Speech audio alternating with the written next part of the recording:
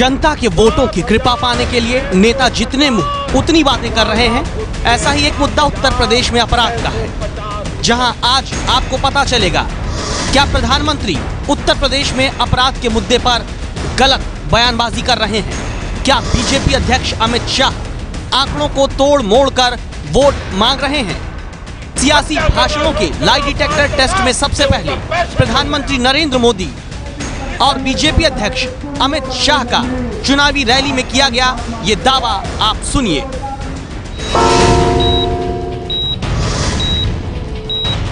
एक दिन में उत्तर प्रदेश में 24 मां बेटियों पर बलात्कार होता है। उत्तर प्रदेश में 24 घंटे में 21 मां बेटियों पर बलात्कार करने का प्रयास होता है।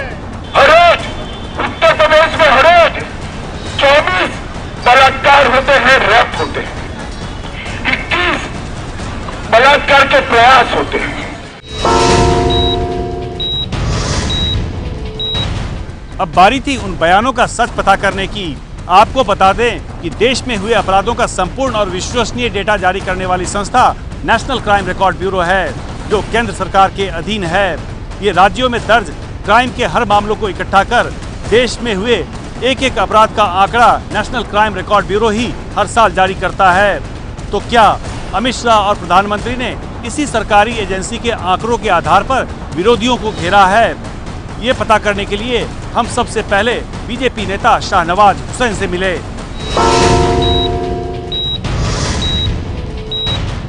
भारतीय जनता पार्टी के प्रवक्ताओं को ये पार्टी अध्यक्ष की तरफ से इंस्ट्रक्शन है कि हम जो भी आंकड़े दें वो कसौटी पर कसा जाए तो सच हो। हम लोग तो नेशनल क्राइम ब्यूरो का आंकड़ा देते हैं। शाहनवाज हुसैन ने ये बात हमें कंफर्म कर दी कि चाहे बीजेपी के प्रवक्ता हों या पार्टी अध्यक्ष या फिर प्रधानमंत्री, अपराध के मुद्दे पर वो नेशनल क्राइम रिकॉर्ड ब्यूरो के आंकड़ों को ही आधार बनाकर रैलियों में विरोधियों पर वार करते हैं। लेकिन जो बयान आपने पहले सुने वो इस आधार पर सच नहीं बैठते, क्योंकि नेशनल क्राइम रिकॉर्ड ब्यूरो अपराध दर को प्रति 1 लाख लोगों पर दर्ज करती है, न कि प्रतिदिन कितना अपराध हुआ इस आधार पर।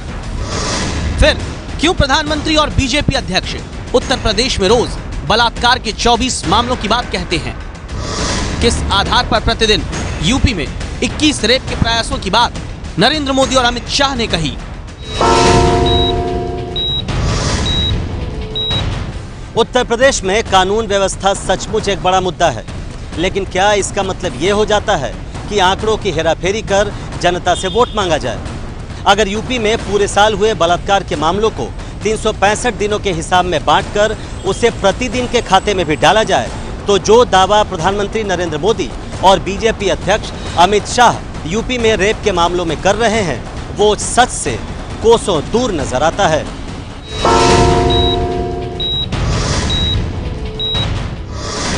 प्रधानमंत्री का दावा है कि यूपी में रोज 24 बलात्कार होते हैं, जबकि केंद्र की ही एजेंसी एनसीआरबी के मुताबिक यूपी में 2015 में बलात्कार के 3025 केस दर्ज हुए, यानी करीब 8 बलात्कार प्रतिदिन। यानी प्रधानमंत्री अपने चुनावी भाषण में यूपी में रेप की प्रतिदिन वारदात को 3 गुना ज्यादा बढ़ाकर बता रहे हैं। इसी तरह मोदी अमित शाह का दावा है कि यूपी में रोज बलात्कार की कोशिश के 21 मामले होते हैं, लेकिन एनसीआरबी के मुताबिक यूपी में 2015 में 422 ऐसे मामले दर्ज हुए। यानी सरकारी आंकड़ा कहता है कि उत्तर प्रदेश में रोज रेप के प्रयास का करीब 1 मामला ही हुआ। तो फिर इसका मतलब हुआ कि प्रधानमंत्री और अमित शाह चुनावी भाषण के दौरान यूपी में रेप के प्रयासों की प्रतिदिन वारदात को 21 गुना बढ़ाकर जनता से वोट मांग रहे हैं। अब प्रधानमंत्री मोदी का वो बयान सुनिए जहां उत्तर प्रदेश में कत्ल के मामलों पर आंकड़े सुनाकर वोट मांगा गया। इन आंकड़ों का लाई डिटेक्टर टेस्ट करें, उससे पहले बयान सुनिए।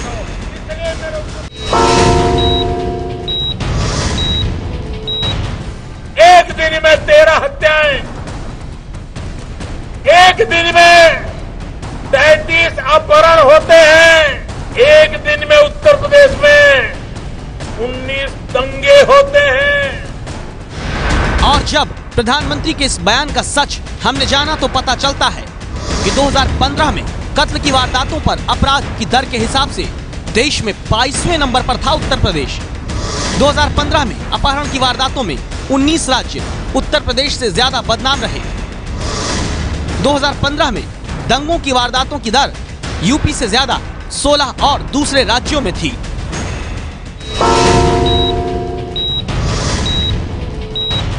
ये बात सही है कि अपराध हुआ है, लेकिन अपराध के उन आंकड़ों को बढ़ा चढ़ाकर, तोड़ मरोड़ कर पेश करना और फिर उसे भावनात्मक रूप देकर वोट बटोरने की कोशिश करना, ये कितना सही है? इस तरह के नेता सिर्फ एक दल में नहीं बल्कि तमाम पार्टियों में पाए जाते हैं। कुछ और लोगों के भी लाई डिटेक्टर टेस्ट होंगे हमारी अगली रिपोर्ट में।